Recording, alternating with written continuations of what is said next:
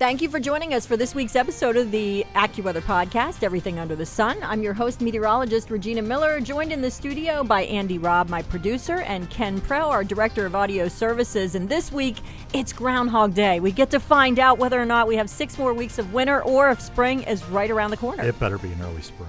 I hope so.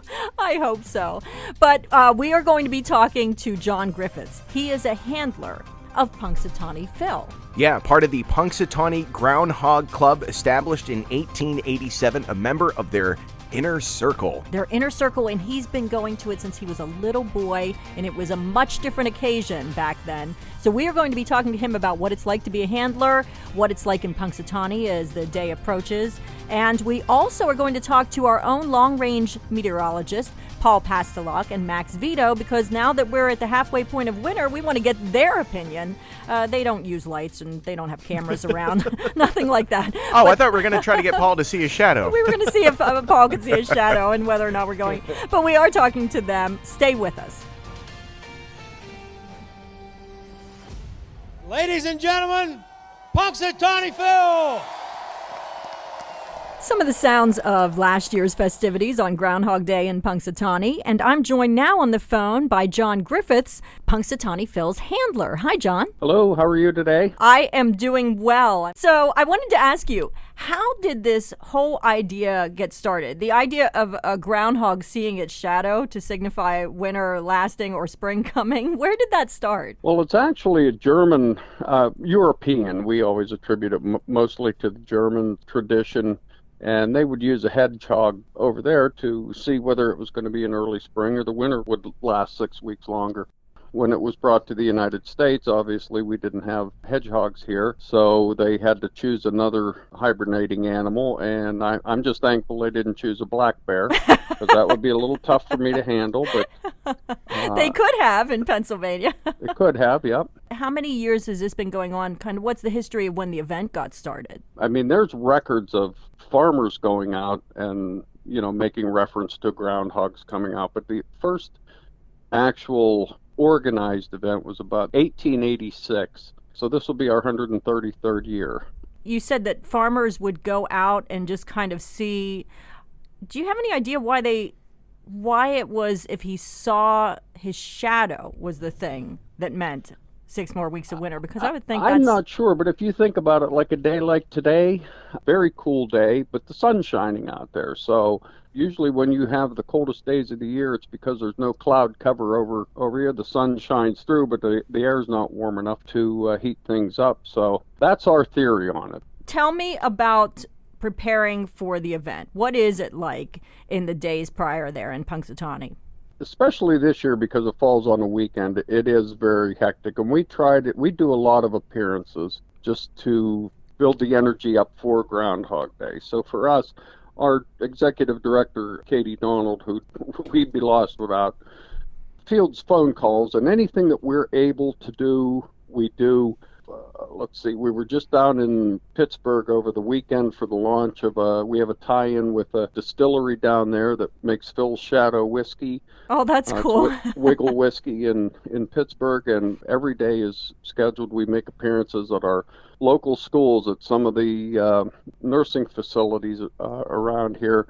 Every hour is full. Do you know what the farthest is that you've traveled for like any kind of publicity events? Because Phil's a wild animal, taking him across state lines, we have to get special permits from every state that we cross through. So it's kind of a pain. But we've been to Indianapolis a few years ago. We did the Sweet 16 with Dick Vitale.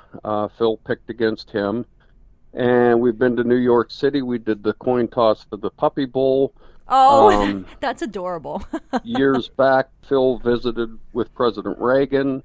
He's been on the Oprah Winfrey show, so he's pretty well traveled. Let's listen to part of that episode with Oprah. When they initially were doing Groundhog Day... Let me just ask you this. Is Phil drugged, or does he always look like that? No, Phil is not drugged. Phil loves the cameras, okay? Oh, yes, okay. Okay, he thinks he's performing. Okay. But no, wait. That's great.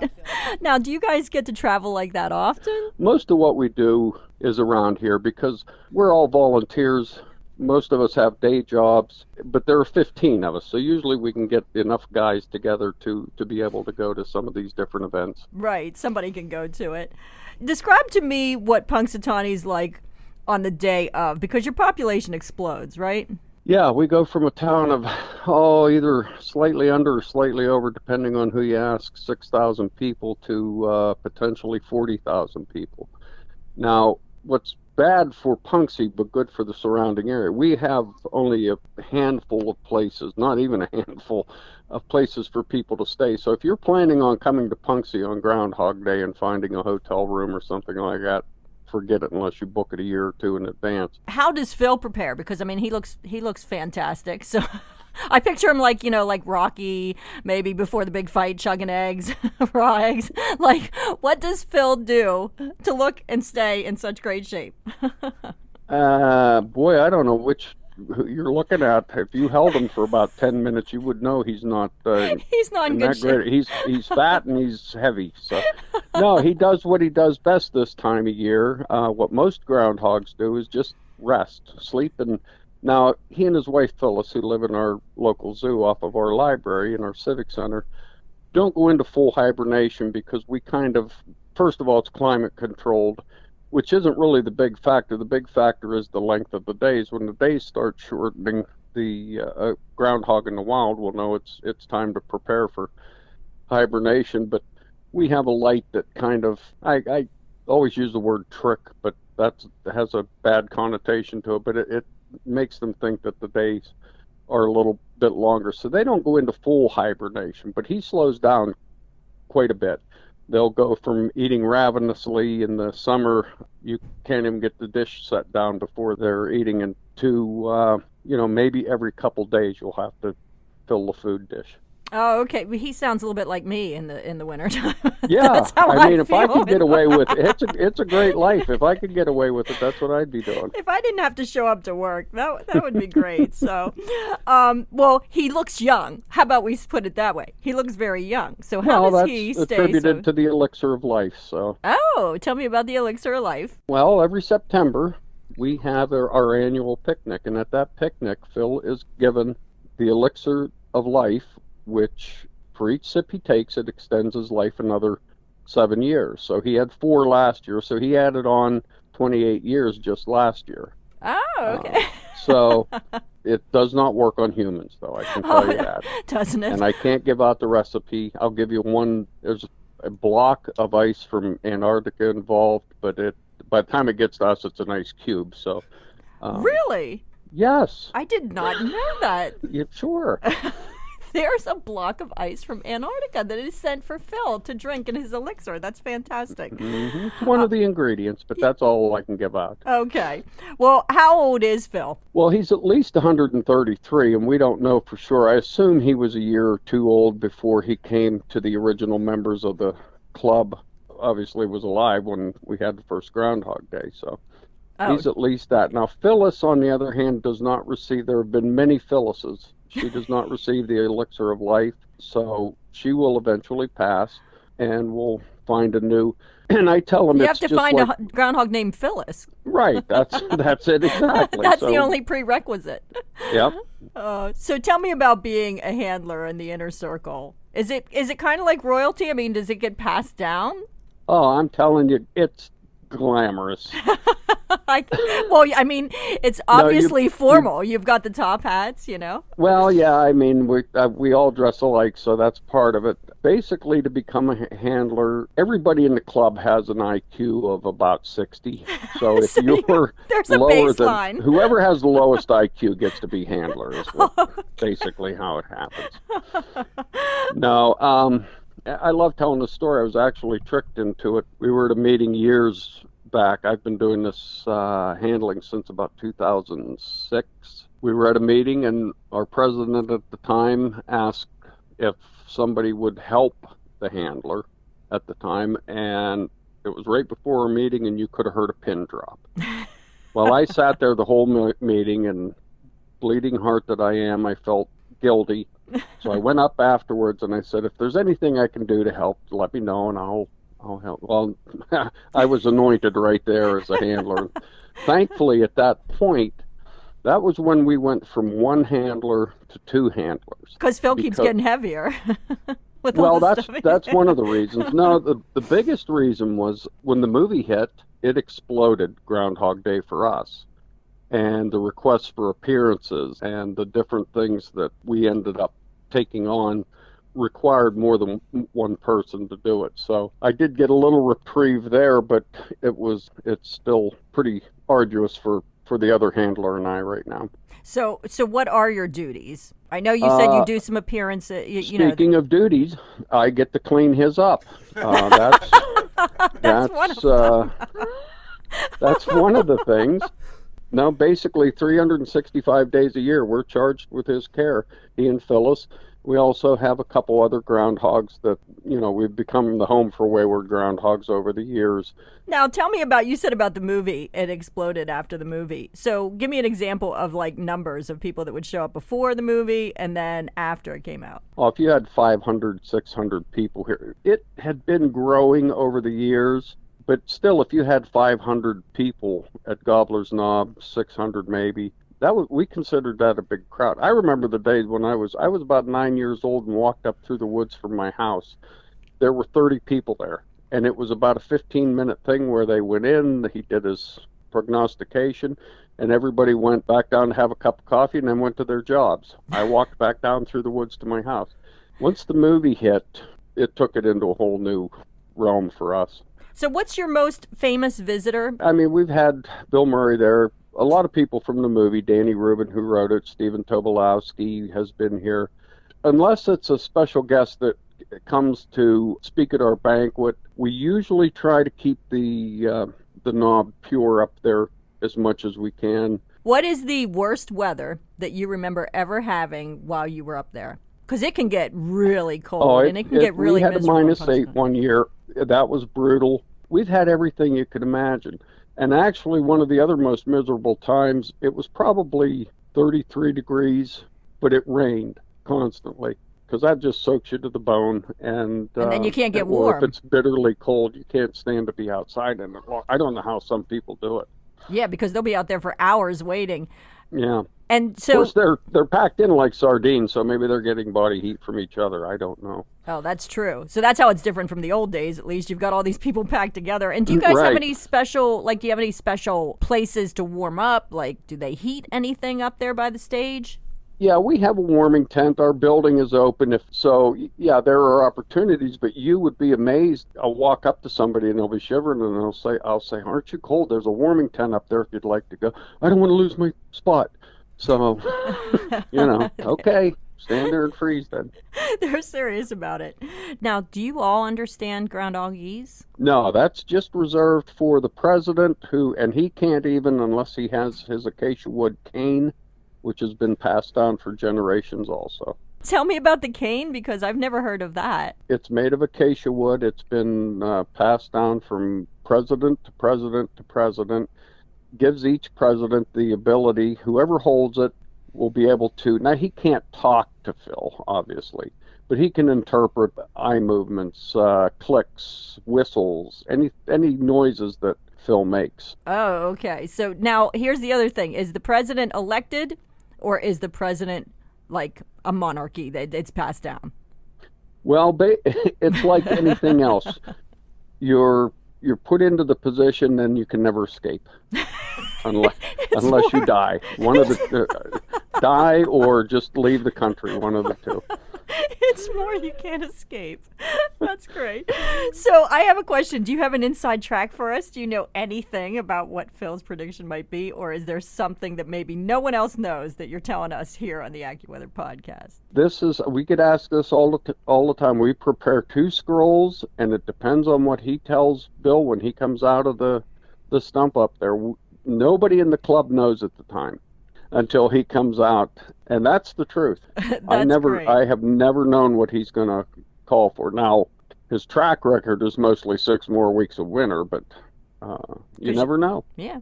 Well, thank you so much. This has been a really fun conversation.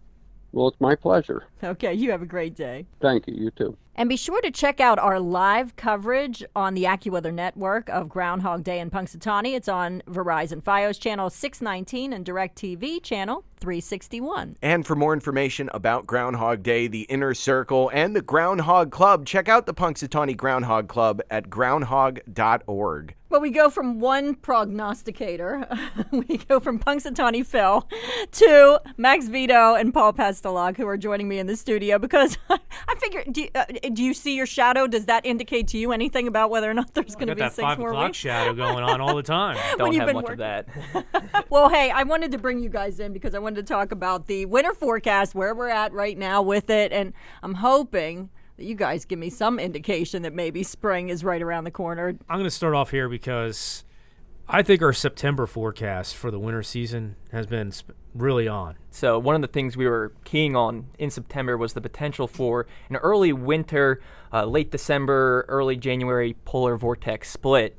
And that's something that happened. And once those happens, you can anticipate colder weather usually arriving a couple weeks down the line. And that's exactly what we're seeing right now across the central and eastern part of the country. And it's really locking in this week. Right. And now how long can we expect this kind of cold pattern to stick around? Super cold. I mean, this week that we're recording this, oh my gosh, absolutely miserable with the polar vortex. I don't know if it's a definite 100% guaranteed, but this probably will be the coldest air mass that we see this winter season coming down. I mean, talking about temperatures that are going to be 40 to 45 degrees below normal on a couple of days. That's pretty impressive in Wisconsin, Illinois.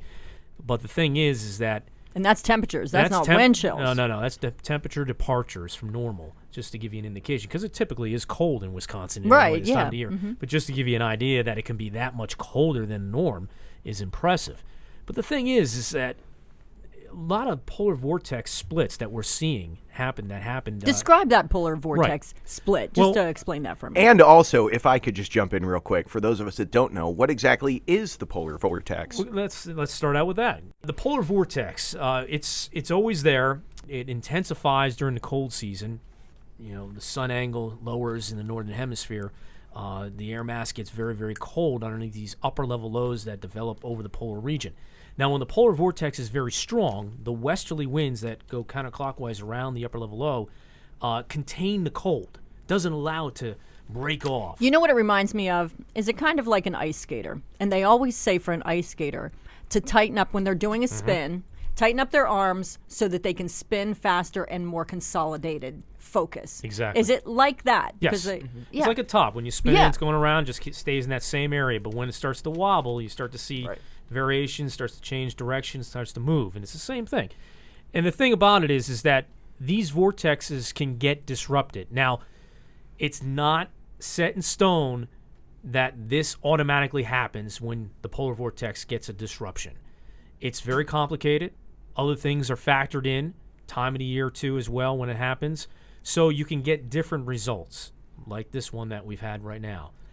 But we see this intense warming that can take place at the upper levels of this. We're talking the stratospheric level.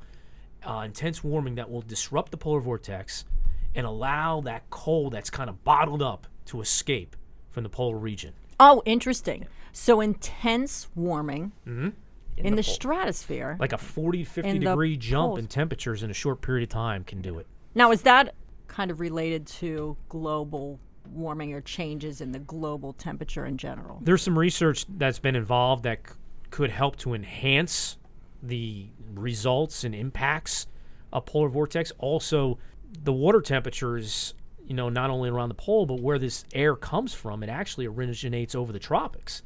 And it's polar bound to help with the disruption. So, you know, Indian Ocean, the Pacific Ocean, whatever, if the oceans are running warmer than normal because of climate change, that could have an effect as well, too. So you have that convective, or you have that cycle where then that's rising up over the upper levels, highest levels. And it's a transport. It's a transport. Exactly. So you get a trickle-down effect once these occur in, you know, as Paul said, the stratosphere, tens of thousands of feet above the surface. It trickles down a couple of weeks to the lower levels and leads to more high-pressure, warmer air masses over the poles. And that weakened circulation pattern around the poles leads to a wavier pattern, more dips and rises in the jet stream. And when you're under one of those dips in the jet streams, you can get a direct discharge of Arctic air, and that's exactly what we're seeing this week in the central and eastern United States. But they don't always go in the same direction. I mean, we've seen a split, and I've been calling in my blogs sister polar vortex because there's two sisters. One hit Europe with very heavy snow and stormy weather and cold weather, and the other one took its time, but it finally got down here, and there's a huge lag. I mean, this started like in around Christmas time, the process, and here we are seeing the impacts, late in January. So it took a while for it to happen, and what's different about this, a lot of times when they split like that, it takes a long time for them to get back together, to get over the polar region, to get everything back to equilibrium again. This one seems to be coming in and getting out of here pretty quickly, so it's not a long-lived polar disruption that we're seeing right now for us. So it is kind of like what I'm saying with that ice skater, where now it's going to tighten up. The arms are out. There's a couple splits where it's broken off and the cold's coming down, but it's going to pull together, tighten up, and start to consolidate once again. You think? I think it can, but I don't know if it'll be the same strength. Okay. So it'll come back to a little. I think it's going to weaker. remain in that weakened state. Okay. Likely through most of February and even to parts of March. I think we could have some lingering cold coming down every once in a while. Right. Pretty Arctic in nature, but likely not what we're seeing this week. That's the vulnerability. If it stays weak, then it's easier for some of that cold to escape again. The problem is you get later into the season, you go through seasonal changes, so the cold is a different type of cold. It's not as intense. It's modified. It's modified by the time it gets down, but it's still could be impressive. We got to watch late February and early March. We still think it can be active. So a little glimpse ahead, you think maybe the 6 more weeks of winter, it might be 6+ more weeks of winter? As long as I keep getting a 5 o'clock shadow, I think we're still going to see 6 weeks of winter. What do you think? Shine a light on Paul here and see if he scares himself. I mean, we get a break, and we are going to get a break. I mean, right, Max? We see a break coming. Early February, a little bit of reprieve, a little more air from the south coming up. Eastern 2/3 of the country. It still looks like there's going to be cold in the pattern heading into late February and even the middle of March, and I think there's going to be some potential for some storms with that as well. It could be pretty active. Because we'll get that southerly flow, but then we end up with storms. Well, we talked about this in another one. I think you get Arctic air, it can be very dry, so it kind of prohibits your big-time storms trying to come up. I mean, you can get some snow and light stuff. If it relaxes the Arctic air, then you still got some cold available. You can get some big storms out of that. So the opportunity's still there.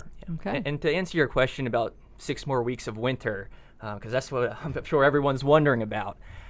Last year, this vortex split, this disruption occurred in the middle parts of February, and that's what led to that cold air being so relevant in March and April. April, too.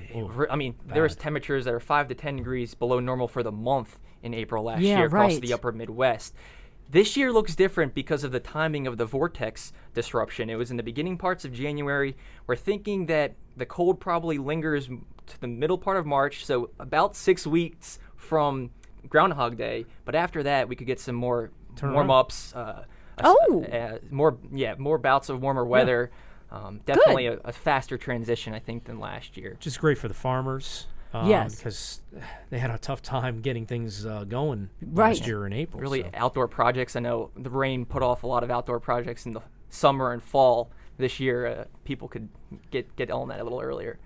Still got the pool out, though, because May got hot. Remember, May got really hot. It flipped. We had no spring last year. No, we didn't. Then we went to tropical downpours. It was just the weirdest year. So I'm excited to see my neighbors again. Haven't seen them. So at least maybe in 6-7 weeks, I might see them outside. So who knows? Come to think of it, it's been the same at my place, I too. know. Nobody sees each other. Nobody comes out. I'm like, I hope they're all okay. Everybody can come out and join hands this spring because we're expecting it to turn around better. Yay! I'm so excited. Well, thanks so much, guys. I appreciate you guys talking to me. Anytime, Regina. So now you have everything you need to know about winter weather, when it's going to end. We've pretty much answered all those questions in this podcast. I'm kind of excited, though. It sounds like, winter's not going to last forever. It does. It sounds at least by talking to Max and Paul that maybe it ends a little bit sooner, at least than last year's, which ran on forever. But we also want to remind you, if you're listening to this episode, for example, maybe on YouTube or on our website, that you want to make sure that you can get us on the go on your phone. Yeah, you don't want to miss an episode. Yeah, no one wants to do that, right? That would be tragic for most people. But anyway, what you can do is you can... What Regina is trying to say here is subscribe on iTunes, Google Podcasts, TuneIn, Stitcher, wherever you find your favorite podcast. Yeah, your podcast player on your phone. So that was what I was trying to say before the wheels fell off. So thank you for joining us. We'll see you here next week. Thanks for listening to this week's episode. Be sure to subscribe to AccuWeather's Everything Under the Sun, giving you the stories behind the weather and so much more. New episodes every Thursday. Just search for AccuWeather on Apple Podcasts, Stitcher, Google Podcasts, or visit AccuWeather.com/podcast.